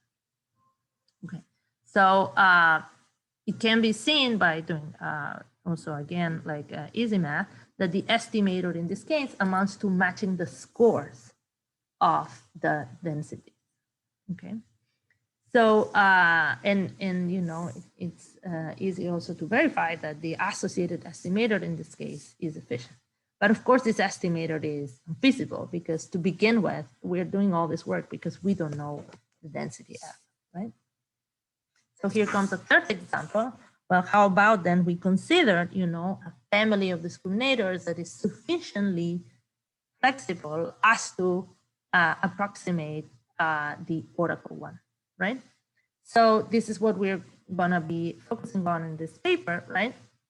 We're gonna consider the multi-layer neural network, right, as a family of discriminators, as a CIF estimator for the oracle discriminator. Okay. So why are we focusing on this on this particular class of discriminators? Well, this is something that is well known in the literature. CIF might have a relative advantage over other non-parametric methods when the data has a particular structure. So the min-max rate of a large class of functions is given by this rate here, and so B being a parameter that is related to the smoothness of the function approximate, and D being the dimension of, I'm so sorry. Where are we? D being the dimension of X, of the domain of the function you want to approximate. So there's a clear parser dimensionality here. So the key statistical result that we are gonna explore in this paper, but we could have used others, is that if your function that you're trying to approximate is actually has a particular structure, which is that can be written as a composition of other functions, and underlying those, you have some indexes, right, that are only D star dimensional, right? Then it turns out that the convergence of these multi-layer neural networks CIF estimators are going to be faster and are only going to depend on this underlying dimension D star, right? It turns out that this is an attractive feature in light of structural models where different outcomes might be related to each other, and they could be driven by a low dimensional manifold. Whether the inputs of the particular oracle estimator that we're trying to approximate admit such a representation can be explored using autoencoders, which is a different type of neural network. But think of it as kind of like doing PCA in a nonlinear way. I'm not going to talk about that today in the interest of time. So let me state very fast the main statistical result. So the main statistical result in the paper is that under regularity conditions, when using an appropriately chosen multi-layer neural network as a discriminator, and as the number of of simulated samples, grows faster than the sample size, then we are going to get this. We're going to get this result that theta hat g is going to be an estimator that converges at the right rate and it achieves efficiency. Okay. Lena, sorry, -1 minute now. Oh, really? That is terrible. Okay. Anyway, so let me just tell you a bit about. So we have different practical aspects for it. Let me just say that inference is easily done because there exists a relationship between the score and the discriminator and the oracle discriminator. So you can do plugin. And then, I really don't have a lot of time to go over this, but I will just say that in this application, in which we try to understand the different mechanisms of why do the elderly save. Is it precautionary savings for lifespan risk? Is it about bequest, or is it about health risk, right?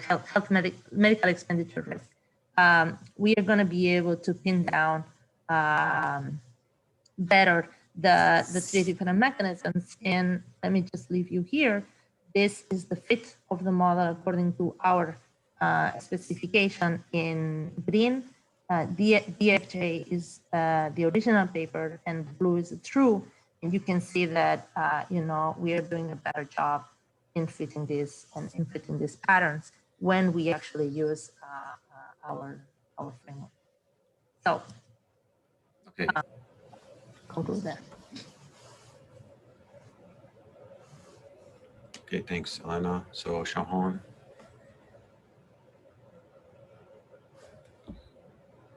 You have almost 5 minutes, Shahan.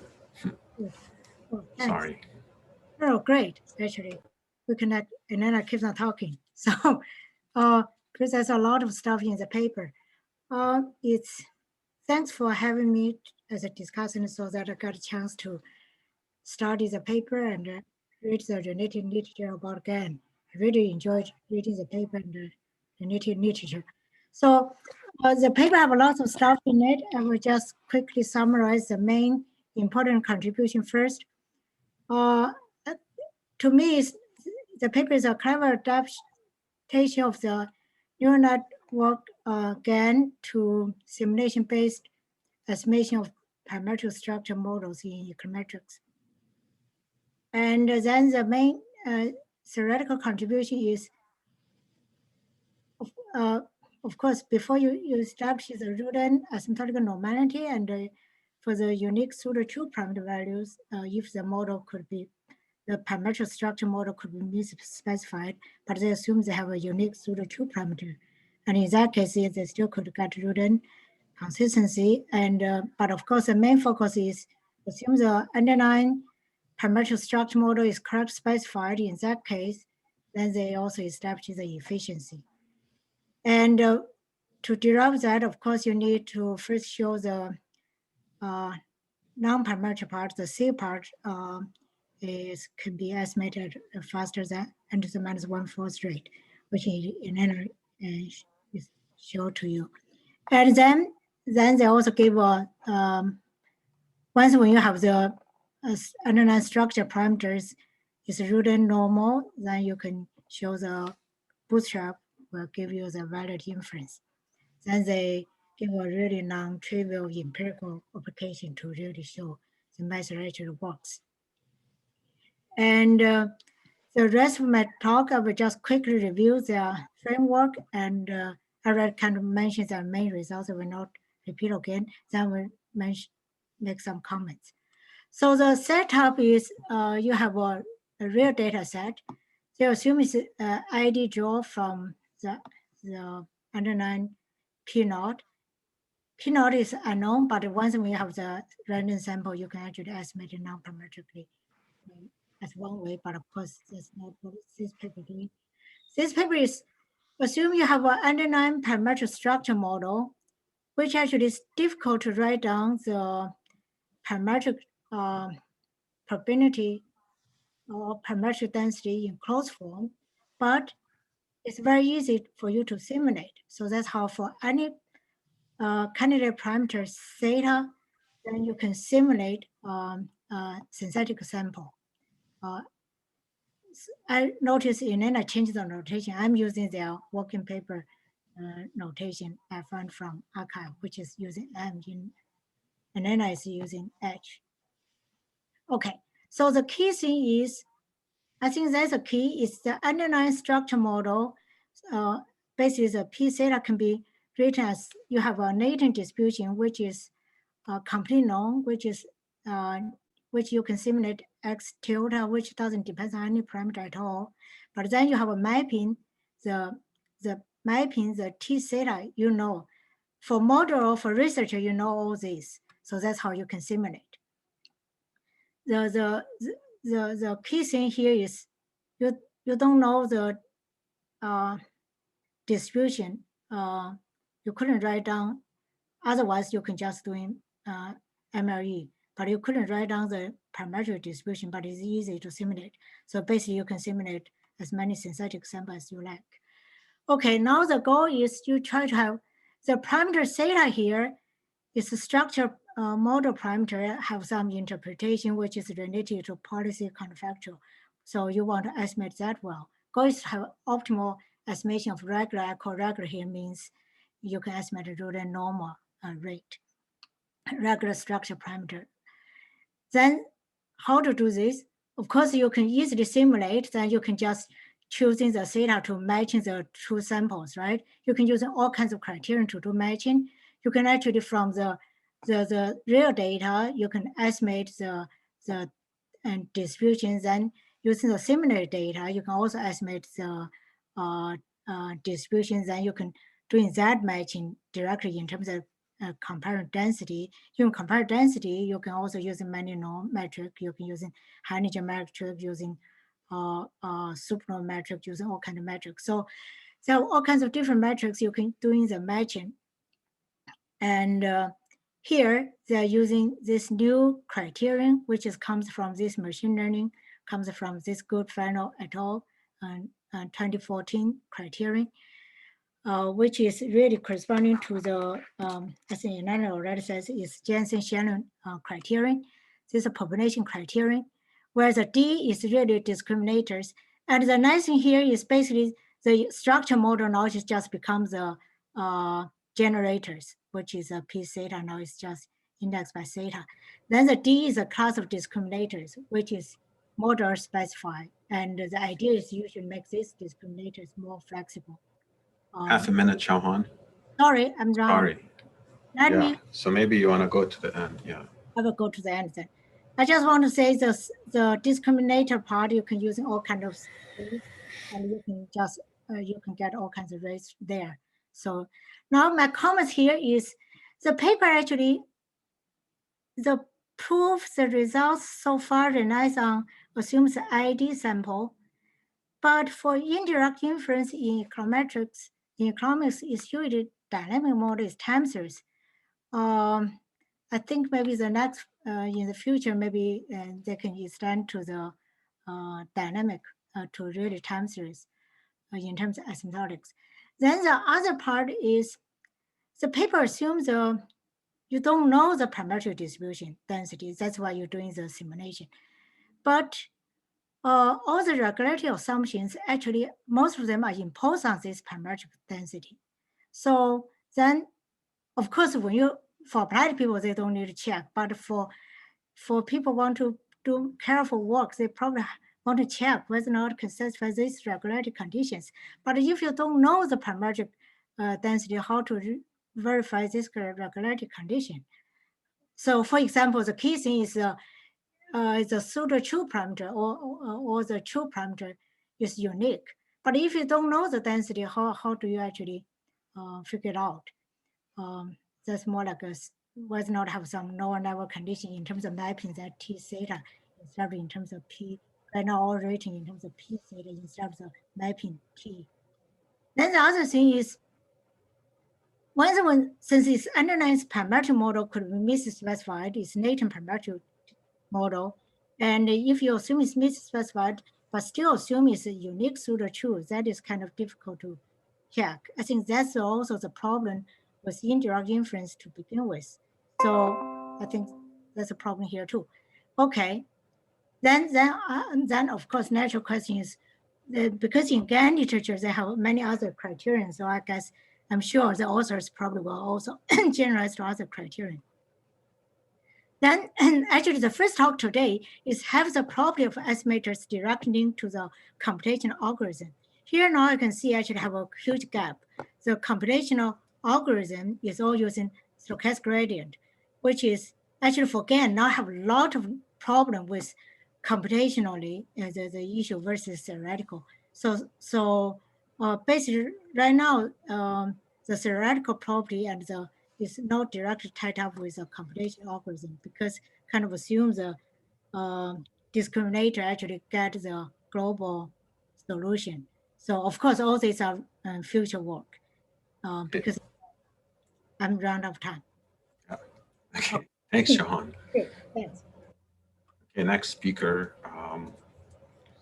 is John Jacques, and he will be talking about inference by stochastic optimization, a free lunch bootstrap.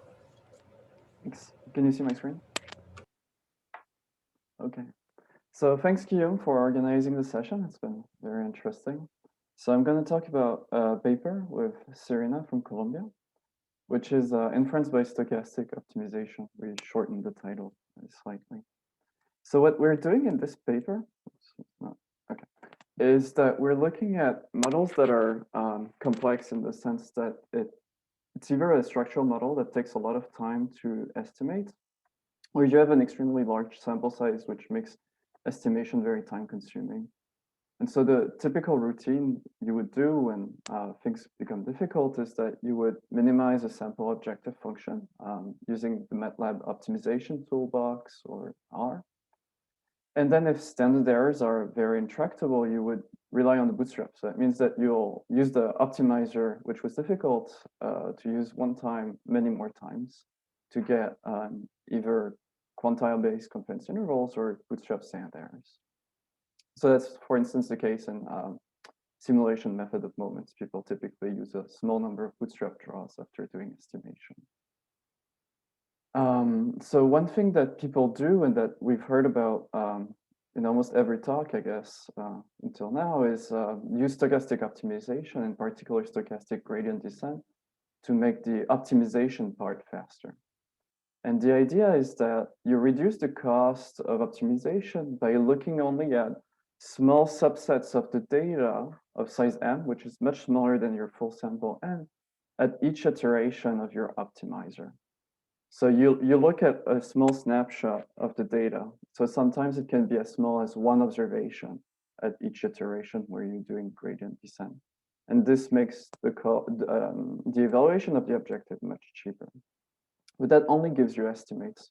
So if you want to do inference, you would have to still repeat stochastic gradient descent many times. So what we do in this paper is that we try to join estimation and inference together into a single step. And so we think of stochastic optimization as a resampling device. And we propose two algorithms in the revision that we're working on. So in the archive version, there's only resampled Newton-Raphson, but we're also going to include something we call resampled quasi-Newton, which only uses gradient evaluations, and it's going to be very fast, as you'll see. And so it combines estimation with inference in the sense that the algorithm iterates are going to produce what we call draws, theta b, such that when you compute the average of the iterates or the draws, the average is going to be first order equivalent to the classical optimizer theta hat n, which you usually search for, using the optimization toolbox in MATLAB or R. And that works for many kinds of updating rules. So if you're using gradient descent or the resample Newton-Raphson or quasi-Newton that we described.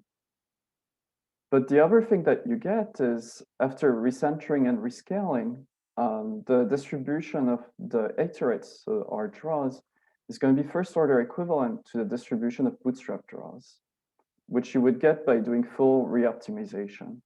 And that's true if you're using a Newton-Raphson or quasi-Newton updating. And so this allows you to compute confidence intervals using adjusted quantiles, or you can get Bootstrap standard errors as well. So you get both estimates and inference in one step. So it can be useful. For instance, in structural estimation, we look at a small BRP model where the Bootstrap would still take over 4 hours. The Newton-Raphson approach takes 1 hour, but the quasi-Newton approach only takes 15 minutes. So doing the Newton-Raphson approach is more than 4 times faster than the Bootstrap, but this is over, quasi-Newton is more than 16 times faster than the Bootstrap. So it can give you some good computational advantages. If you're doing simulation-based estimation, so SMM or indirect inference, on top of the computational gains, we also show that you can get efficiency gains. So if you only use one simulated sample, you get 50% smaller variance using the R&R or RQN estimates compared to the classical SMM or indirect inference estimates. So you're gaining both computationally and statistically, which can be very nice, I suppose. What's interesting compared to stochastic gradient descent that we've mentioned a few times before is that we use a fixed learning rate instead of a vanishing learning rate. So that gives you faster convergence towards a neighborhood of the optimum. And it's less affected by L conditioning because we're rescaling by doing Newton-Raphson or quasi-Newton. So that also gives you faster convergence. So typically we only use 10 to 50 iterations as a burn-in to get convergence. Whereas if you look at stochastic gradient descent papers, convergence is usually in the thousands or millions of iterations, which is very slow. And so to get the results, especially for quasi-Newton, we derive a new quasi-Newton updating schemes that has the properties that we need to get valid inference. So BFGS and other methods don't give you the properties that we're looking for to get valid inference. So we propose a simple quasi-Newton update. We won't have too much time to go over it in the slides, but I'm happy to answer any questions if there's any. So I'll start with a small review, but I think Alex and Jesse did a really good job. And my slide is almost identical to Alex's, actually. So classical optimization is very straightforward. You want to minimize a sample objective function. You don't have an analytical solution, and so instead you use an iterative approach where you minimize a sequence of quadratic problems. And here the equation is very similar to what Alex showed, except that you have a matrix P that you use for conditioning. And so minimizing a quadratic objective function, you can do it with pen and pencil. So if you start with a guess theta k, the next guess theta k plus 1 is just theta k minus gamma k, the learning rate, which was called alpha in Jesse and Alex's slide, times P, the conditioning matrix. So that was the identity in their slides because they were doing gradient descent, times the sample gradient, Gn, evaluated at theta k for the objective function. So you go in the descent direction, as Alex mentioned, but here you use a matrix P to rescale the update. So as I said, if you're doing gradient descent, you would just rescale using the identity matrix. If you do Newton-Raphson, you use the inverse of the sample Hessian evaluated at theta k. And that typically gives you faster convergence for the optimization routine. And if you do quasi-Newton, essentially you're interpolating the inverse of the Hessian matrix using only gradient information from the previous iterations. So it's much faster than computing the full Hessian matrix, especially when the objective function is very time-consuming to evaluate, or when you have theta k, which is relatively large, so that you would have to compute many derivatives. So another literature that's related to what we're doing is stochastic approximation, and more recently, stochastic gradient descent, which is a descendant of stochastic approximation. So in this scenario, instead of observing a sample objective function and a sample gradient, you only observe the gradient plus some noise. So think of it like a measurement error every time you try to observe the gradient. So this literature is actually pretty old. So in Robinson-Monroe in 1951, they said, well, do a gradient descent update using this noisy gradient, just like in the previous slide. And the learning rate gamma k is going to go to 0 at a certain rate. And it should go to 0 not too fast, such that you explore the parameter space sufficiently to find the optimum, but not too slow, such that the variance in the noise, in the noisy gradients, doesn't affect your estimates too much.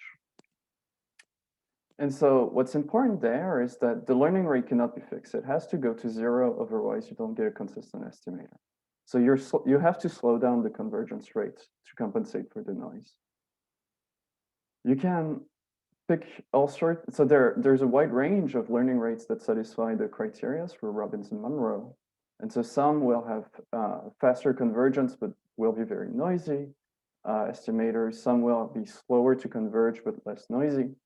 And so what Polyak and Robert showed is that averaging the draws, like we showed in the first slide, actually gives you the optimal rate. So even if you pick the wrong kind of sequence, you can still get back on your feet by just averaging the iterates. And so people took all these ideas and transformed them into stochastic gradient descent, where the noise now comes from evaluating the sample gradient on a small random batch of observations. So typically 1 to 5 observations, sometimes more, instead of n, which can be the thousands, millions, or more. So that's the main ideas from here. And so now we'll see how we're changing the setting from this to do both estimation and inference. So like in any optimization routine, you start with some initial guess, which we call theta 0. And you have a batch size. So in stochastic gradient descent, it was 1 or 5. It was really small and fixed. Here, it will be larger. It grows with n in our theory, but it can grow slower than n. But it should grow faster than root n. Otherwise, averaging introduces bias. Okay. There's going to be a number of draws that you're looking for. So we call this B, and a burn-in period if you want to reduce the sensitivity to the initial guess. The number of draws should be greater than root n so that the resampling noise doesn't dominate too much in the estimation. And we're going to use a fixed learning rate, which, as I mentioned before, gives you a faster convergence compared to a vanishing learning rate. And then you pick a conditioning matrix. So for the exposition, I'll just focus on Newton-Raphson, but you can also do quasi-Newton. And then you're going to use resampling. So it could be IED resampling if you have IED data, or you could resample at the cluster level if you have cluster data, and so on and so forth. And the algorithm is very simple. The main loop only includes 2 lines. So you start from your initial guess, you resample the data, you evaluate the Hessian on the resample data that you've just drawn out of your original sample, and you evaluate the gradient on this new batch of data. You evaluate the Hessian and the gradient at the previous guess, theta b, and then theta b plus 1 is just theta b minus the learning rate, the inverse of the resampled Hessian times the gradient. You do that b times, you discard the burning period, and you keep the rest. Your estimates are simply going to be the average draw from these iterations. You can compute bootstrap standard errors by adjusting the variance of these draws. So you need to adjust for 2 things. One is n, the resampling size, which is less than n. And another thing is phi of gamma, which accounts for the dynamics of the Markov chain that you've constructed. So we'll talk about this very quickly later on. You can also build confidence intervals by taking the quantiles of the recentered and adjusted draws as follows. And so, yeah. And so that's the adjustment term, only depends on the learning rate, which you know because you choose it. So it's a very simple adjustment. I'll go quickly over the theoretical results before I talk about the empirical application. So the assumptions can be divided in 3 categories. The first one is about conditions that you need for optimization. So you typically need strong convexity. That's a standard assumption for gradient descent, Newton-Raphson, and quasi-Newton optimization. And so we use the same assumption here. The second set of assumptions is about uniform convergence of the resampled gradient and Hessian and quadratic mean. So in the revision, we give primitive conditions for this. And it's very similar to what you'd find in McFadden and van der Waart. It's typically like Lipschitz conditions plus stochastic continuity type conditions. And because we're in a Bootstrap world, there's a CLT lurking behind. And so you need a conditional CLT for the resampled gradient, because that's what gives you the meat in the sandwich formula. So this is relatively standard. Once you have these three sets of assumptions, you can derive the results in 3 steps. First, you have convergence in quadratic mean. So as you increase the number of iterations, the mean squared error distance between the draws theta b and the optimum theta hat n is going to converge to 1 over root m term. So your iterates are going to have some optimization behavior until they converge to a 1 over root m neighborhood of theta hat n. Then the key insight that we use is that once you're in that 1 over root m neighborhood, the draws theta b are going to look like other draws theta star b, which you do not compute, which is simply an AR1 process centered around theta hat n, which is the thing that you're trying to estimate, with persistence parameter 1 minus gamma, which you know because you're choosing the learning rate. And the innovations, they come from the sandwich formula, the sample Hessian inverse times the resampled gradient. So the variance of the innovation gives you a sandwich form scaled by a parameter gamma. So that's the gamma squared in the adjustment term. And the 1 minus gamma, the persistence of the AR1 is also a term that you need to adjust for that comes from the dynamics of the process. And so the iterates theta b that you get are going to be 1 over m close to theta b star. So as long as m is smaller than root m, then it doesn't introduce bias in that sense. And that's why we need this condition. Once you have this result, you can establish estimation results. So the average draw is going to be close to the average theta star draw, which is going to be close to theta hat n. So that's the estimation result. And the inference result is that after rescaling and adjusting for phi of gamma, which is the dynamics, then you get a conditional CLT. It's going to converge in distribution to a normal 0, 1. And so that means that you get consistency of quantiles and thus confidence intervals. And you can also establish consistency of standard errors under additional assumptions. So I'll illustrate what you get using an empirical application in the Monte Carlo simulations. So the first example is a small BRP model. It's the Neville-Serial data. And so what you have is a GMM estimation problem that's over-identified.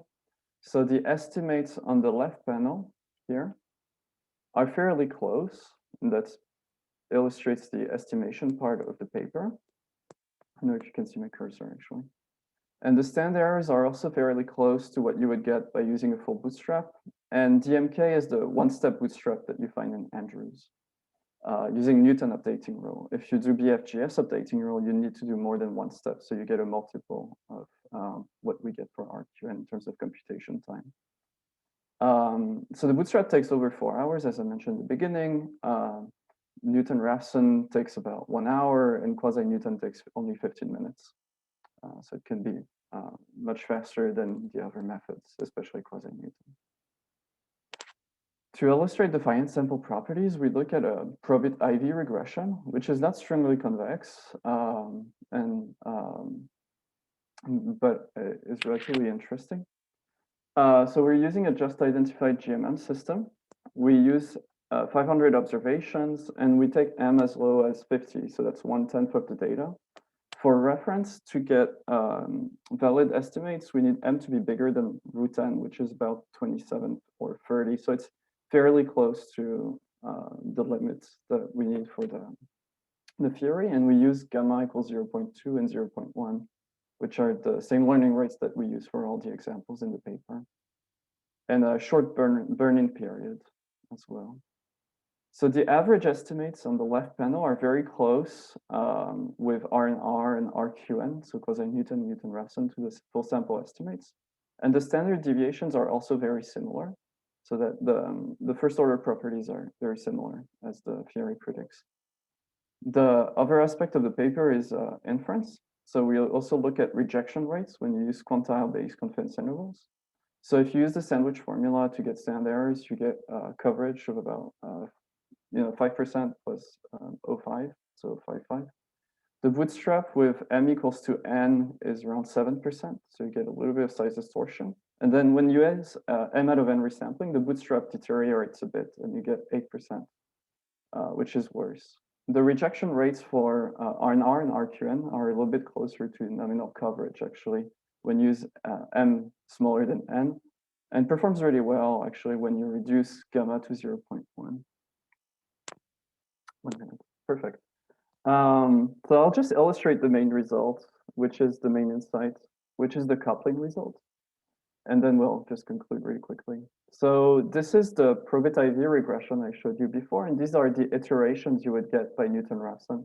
So you see you start at 0, and then you converge relatively slowly towards the true value, which is slightly below 1 in this case. This is the R&R iterations. And so you see a first phase where you match closely the Newton-Raphson iterations. And then at some point, it stops being somewhat deterministic and becomes relatively stochastic. And this is the coupling sequence we use to derive the results. So it's an AR1 centered around theta hat n with persistence 1 minus gamma, and the innovations come from the formula. And you see in the beginning, in the optimization phase, the two are fairly different, but as soon as you reach the 1/√n neighborhood, the two are coupled pretty closely together and almost indistinguishable. This is for m equals n. When you reduce m to 100, the result still holds pretty well, actually. And even for m equals 50, the coupling result is still pretty, holding up pretty well. And you still see the optimization phase in the very beginning. The main difference between these three plots is essentially the definition of the 1/√m neighborhood. When m is smaller, you reach the 1/√m neighborhood much quicker, so that the coupling starts a little bit earlier than when m equals to n. Okay. So to conclude, we propose two algorithms, Newton-Raphson and quasi-Newton, that you can use to do estimation and inference in a single step. It's easy to implement. We have some sample code in the paper, and we'll upload more replication files in the spring. We need gamma fix for inference, but you could vary it in the burning period. Resample quasi-Newton is extremely fast. It only takes 15 minutes to bootstrap the VLP model compared to over 4 hours. There's some questions that are interesting. A lot of estimation problems are actually multi-step estimation. So especially in microeconometrics or sometimes in indirect inference, you cannot estimate all the parameters in one step. So it would be interesting to solve this problem. And there's also the adaptive choice of the learning rate. So we assume a fixed learning rate, and we have some theoretical guidance to find it. But it would be interesting to find it in a data-driven way. And so in optimization literature, there's two kinds of methods that do this without resampling or without stochastic. It's the truss region methods and the cubic regularization Newton's method. So that might be two avenues to look into in the future. Thank you. Okay, thanks, Jean-Jacques. So I think this thing is going to end at noon, but I'll start and then we can go straight. Let me see, where's my thing? Okay, so this is, I wish I had started reading this paper a while ago because there's a lot here that's interesting. And wait, why is this not moving? Let's see. Okay, so full screen, sorry about that. Okay, so it proposes a computer. I'm gonna skip all these details that were said earlier because we don't have time. But essentially, the algorithm is nice because it delivers a sequence of estimates that both can be used for estimation, also confidence intervals. So unlike standard Robinson-Monroe algorithms, this actually one can use these sequences to construct confidence intervals. So this is nice.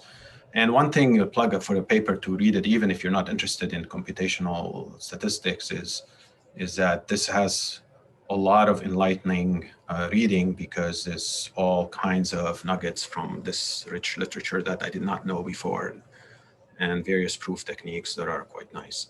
So, okay, so I think I may have copied this from the archive version. So I heard Jean-Jacques saying there's a new version, but this is the algorithms. I just want to point out that there are two of them, at least in the paper I read. The first one is a resampling. It's called resampling, which just essentially doesn't use the Here, it doesn't use the Hessian. They just use some kind of a conditioning matrix P to obtain the estimates. The key thing that makes it different and interesting, in my opinion, is that this GB here is subsampled at every step. So it reminds me of Jessie's paper earlier, in which she actually used bootstrap draws, of course, with its other proximal bootstrap. But here you just kind of subsample this G, and you can see here that after you throw away the burn-in period, which guarantees that you're in the sort of neighborhood of the truth or the argmin, then this subsampling is doing its job on the draws of theta P to get you inference, or to allow you to do inference on the sequence of P. Now, what allows you to do the actual correct inference is not this procedure here, but you actually have to use a particular PB, which is the inverse of the Hessian. And once you insert this PB in here, then they show in the paper rigorously that one is able to use the subsequent draws, and they call it the free lunch bootstrap, at least in that version of the paper that I read. Okay, so I have clarifications. I think I'm going to skip those because the clarifications are clarifications. I want to go to the questions because we're out of time. I guess the paper requires that things are convex, so mechanically, I think there are some simulations where it's not, but what happens if it's not? Like Alex was saying earlier, you know, sometimes we require theoretical sufficient condition for things to work. I know it's a hopeless problem in general if your projective function is not convex, but you know, how does it work? In misspecified models, I had a question about doing the inference with it. So suppose I do, you know, in the freelance bootstrap, what do I do if the model is misspecified? I think it should still be okay. One question I had is if the model is